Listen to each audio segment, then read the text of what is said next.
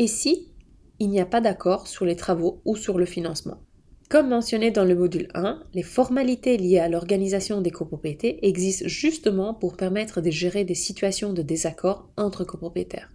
Contrairement à ce que l'on pourrait croire, le processus de fonctionnement à la suite d'un désaccord entre copropriétaires est donc rarement bloqué, mais plutôt sérieusement ralenti. Nous allons maintenant parcourir 4 cas de blocage fréquents en copropriété et les moyens d'en sortir. Cas numéro 1. L'Assemblée générale n'a pas désigné de syndic, ce qui implique qu'aucune assemblée générale ne peut être organisée et les copropriétaires ne se mettent pas en mouvement pour régulariser la situation.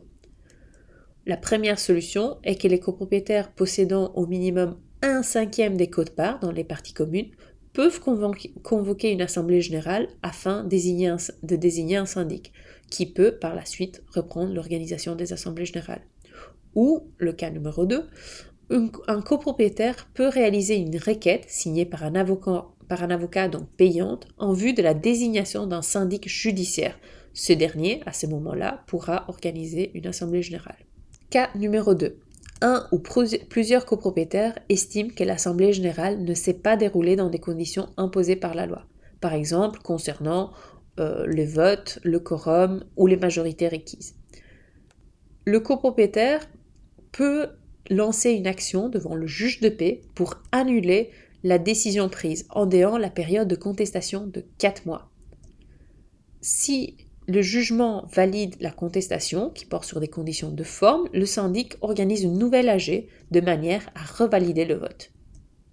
Cas numéro 3. Un ou plusieurs copropriétaires ne payent pas les appels de fonds. Le syndic ne peut pas commencer les travaux.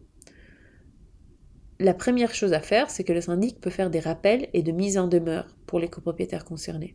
Ensuite, le syndic introduit une procédure judiciaire devant le juge de paix portant sur le recouvrement de charges. Ce type de procédure peut, selon les cas, mener jusqu'à la vente forcée de l'appartement.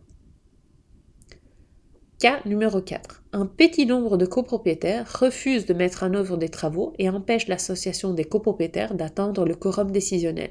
Les travaux ne peuvent pas être commandés. 2 cas de figure. Soit des copropriétaires peuvent organiser une réunion en dehors de l'assemblée générale pour écouter et tenter de débloquer la situation. 2e cas de figure. Le syndic peut aussi introduire une procédure judiciaire devant le juge de paix pour contraindre les copropriétaires à exposer devant le juge la pertinence de leurs arguments.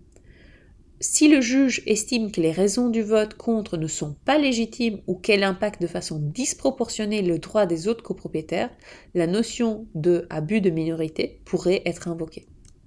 Même si le blocage décisionnel en copropriété est très rare, il ralentit le fonctionnement, avec toutes les conséquences que cela peut entraîner, une mauvaise ambiance au sein de la copropriété, une perte de confiance entre copropriétaires, etc.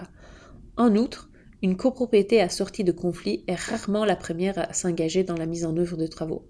Une autre solution est de solliciter l'intervention d'un bureau de médiation présent dans chaque commune bruxelloise qui peut aider à relancer le processus décisionnel de la copropriété, souvent dans des coûts et avec des délais bien inférieurs au lancement de procédures judiciaires.